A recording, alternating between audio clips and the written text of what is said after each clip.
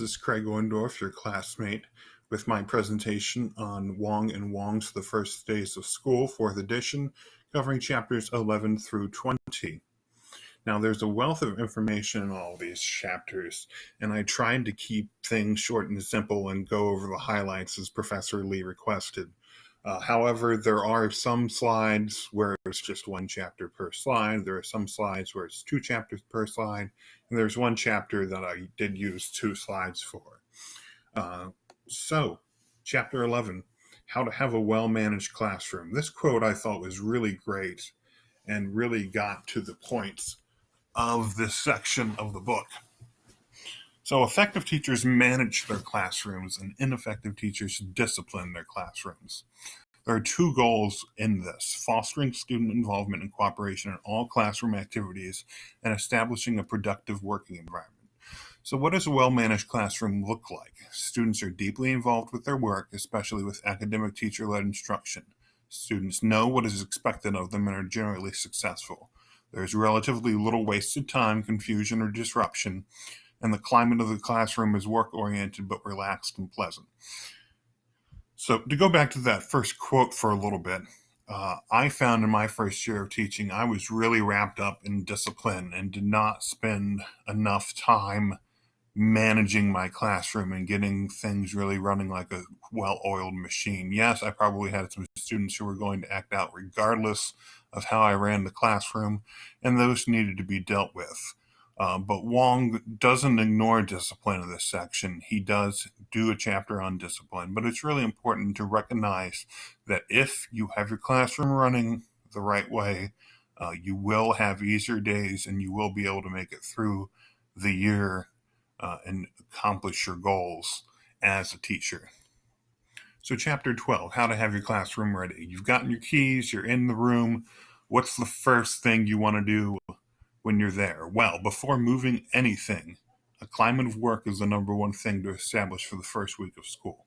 That first week's going to stress large group organization and procedures, and you want to spend more time on those procedures than on making everything sparkle. So don't over-arrange, don't over-decorate. Make sure things are neat and pleasant for when they come for back to school night, but it doesn't have to look like some sort of department store showcase for them. And not all areas need to be ready for the first week. You can have some areas, probably your workstations, those types of things that aren't quite ready because you're not going to need them in that first week. So preparing the work area, you want complete visibility at all times, making sure that needed areas are visible. You want to make sure the whiteboard, any other areas that you use to write are free and clear for all students to view. You want to keep traffic areas clear, staying in line with safety regulations, keep access to high-frequency areas open, make sure all materials for work areas are available, and make sure that student materials are neatly stored.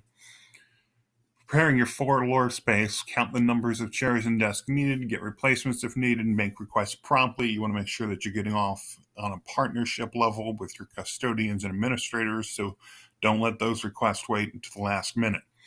Desks should be placed so that all eyes are on you during instruction. You keep the high traffic areas clear and have a strategic location prepared for students who need to be separate. Planning the student area. This student area is for student belongings, including a space for hanging jackets. So make sure you have that clear when the students come in the room. Preparing your wall space. You want one bulletin board with paper for displaying student work. Display classroom rules in a prominent place, have a place for schedules, calendars, procedures, have a place for listing assignments. This is going to really play later into the procedures for the start of class, and is so important that students know where to find assignments and get to work right as soon as they come into the room. Finally, have a place for curricular info, such as an objective, skill of the day, etc., whatever it is that your district uses to kind of embrace or outline what it is that's being accomplished on that day. Preparing bookcases, make sure they don't obstruct any lines of vision, and rotate materials and leave out only items that you want the students to handle. For your area, make sure that you place the desk and caddy and other items so that they do not create barriers or disrupt the flow of traffic. Place the desk so you can easily monitor the entire classroom while working with individual students at your desk. Place the desk away from the door to discourage theft. You don't want people just walking in, picking something, and walking quickly back out.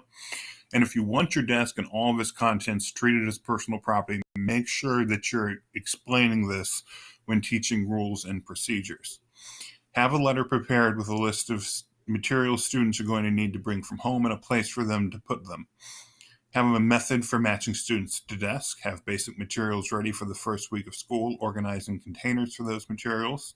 You want to store and inventory seldom used materials and place electronic items near outlets with cords organized to prevent tripping, and organize and file instructional materials. Finally, yourself. You got to be ready for the first day of school too. So make sure that your personal belongings are in a safe and secure location, that you have emergency materials, first aid, cleanup materials, cash ready just for you, not for the students. Make sure that you have a teacher's manual for all textbooks used in your class, and obtain a supply of school-related forms. Before school, you want to send a letter home to parents before school begins, expressing optimism, telling them to put the back-to-school night on the calendar, explaining what items each student should have for school. And you also want to send a letter to the student telling who you are. This is so important to make sure that you introduce yourself to the class and get with them on a personal level. You may want to consider home visits if this is considered acceptable in your district. You can take the letters and share your expectations, not so much get into the parents' expectations, but what your expectations are. But before you do that, you do want to check with administration to see if this is something that's considered appropriate or even safe to do. Teaching room entering procedures. If possible, have students line up to enter the room. If students do not enter the room correctly, have them do the following. Ask the student to return to the door, tell them why, give directions for correctly entering the room, check for understanding, and acknowledge the understanding, making sure that while you're doing this, you're firm but polite and welcoming, and that you're not making too big of a deal out of it, but that you are making clear that there is a procedure and they need to follow it. So, greeting students on day one. Going to the wrong room can be mortifying for students. So to avoid this, Dr. Wong lays out kind of a 5-step procedure that's going to pretty much prevent any of this. First, you want to post your name, room number, section, period, or grade level subject and an appropriate welcome on the door. Stand at the door greeting students, being sure to shake their hand. As they stand there, tell them the same information that you posted on the door. Then you want to check their registration card and, if applicable, help them find a guide if needed. The student then enters the classroom and is going to see the same information from the door on the board, along with, hopefully, as we get into a little bit later, an assignment for them to immediately start working on. So, and when introducing yourself, you want to make sure that students are getting to know who you are and if they will be treated with respect. You want to dispel any fears about your class. Be gentle yet firm in challenging misbehavior. If you let it slide once, then you've already set yourself up for failure. Have a script ready for the first day of school and have an assignment posted for when the students walked in, posted in the same place where it will be every day. Your first request is going to be involving seating. So for that first request, you want to check each registration card at the door, put a friendly smile on your face, look each student in the eyes and verbally welcome and acknowledge each one. Lower your voice to a soft but firm tone, telling the student if seating is opened or assigned. Tell the student that an activity is posted on their desk and they should start working right away. So, with seats, arrangement takes priority over assignment. You want to make sure that you have your seats arranged for what you want to do. Seats should be arranged for communication and therefore be flexible according to different activities. Seating assignments should also be easy to find. Make sure that you have a simple method for students finding things. And ultimately, the Wongs do say that you'll be better off if you assign students seats because it facilitates role taking, aids memorization of names, and separates problem students. But make sure that you're arranging the seats before you're going to do assigning the seats. So, Chapter 15, How to Start a Class Effectively. Priority number 1, to get the students to work. Students can get to work if they have an assignment, they know where to find it, and they know why they are to do it. The effective teacher has a bell work assignment each day and posted in a consistent location. The itinerant teacher may have something else, like a flip chart or something like that, but they should always know the students where to find this assignment. Bell work should not be graded, but rather is something to set the pace for the day and to get things started. So in the ideal school, students walk into class, sit down, and immediately get to work. Nobody has to tell them what to do or where to find the assignment. They go to their next class and do the same, rinse, wash, and repeat for 7 periods, 7 hours, however the day breaks down for you. Again, this is the ideal school. I think the Wongs really are getting here that procedures should be school-wide as much as possible, and that students really thrive in an environment where everything is pretty much the same and procedures are consistent. Chapter 16, when and how to take roll. The first instinct gets to take roll first. You got to know where your students are, right? The Wongs say don't. It can lead to needless arguments, valuable time wasted, and inappropriate behavior that quickly spirals out of control. Students will start talking back. Students will dither and dicker on who is and isn't absent. They start talking, and then you are trying to get them in line, and pretty much you're just wasting time. So there are 3 ways to take roll efficiently and effectively. Look at the class and refer to the seating chart. Mark whoever is absent. Don't involve the students. They're on task. Have a folder or something personal for the students to take. Once everyone appears to be working, refer to the folders and see who's missing. A variation on this, you can have students move clothespins or another object indicating their attendance. Chapter 17, how to maintain an effective record system. Book versus software. This is a debate that you can have all day, but the fact is that you should have a backup to both. So you should have a paper gradebook as well as your software gradebook. I think most districts in Virginia probably have something at this point. But it's good to have a backup to both because both can fail. You can lose your gradebook, the servers can go down, and you can be stuck without grades for a little bit, and you need to know where they are, and you need to have a backup to attendance. Maybe the attendance software goes down, so it's best to have that paper copy. 3 basic records that you're going to have. Attendance. It's important to track excused versus unexcused based upon school district policies for completion of work.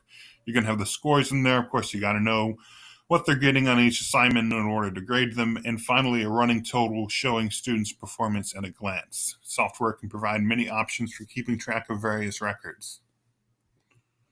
Chapter 18, how to have an effective discipline. They really talk about a continuum of discipline plans in this section, and there's 3 of them. The one is the teacher is in charge.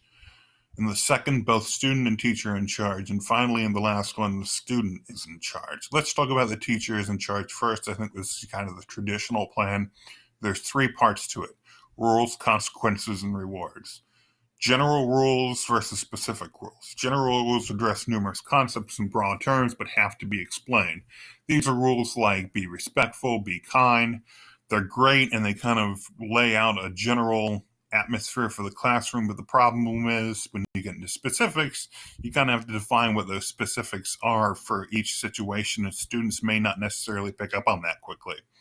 Specific rules clearly state expectations without ambiguity, but really need to be limited to 3 or 5, otherwise you're going to be overwhelming the students with rules that they're never going to be able to remember. Now, consequences, it's important to remember that are results of a person's chosen actions, but are not punishments. They are results of a choice. Consequences should be of a sort that instruction does not have to stop in order to carry them out. You can have marks on the bulletin or marks on the whiteboard. You can have a clothespin system, something like that. But make sure that you're not stopping instruction in order to carry things out. This is something I really got caught up on and could have been better with. Students always wanted to argue about things, and I should have just been handing out discipline without thinking about that so much. Consequences should be, positive rewards are important too. The Wongs really are kind of down on having rewards for every little thing and over rewarding the students. It keeps things as extrinsic behavior versus intrinsic behavior. But they do ultimately say that you should figure out ways to reward the entire class when things are moving smoothly and going in the right direction.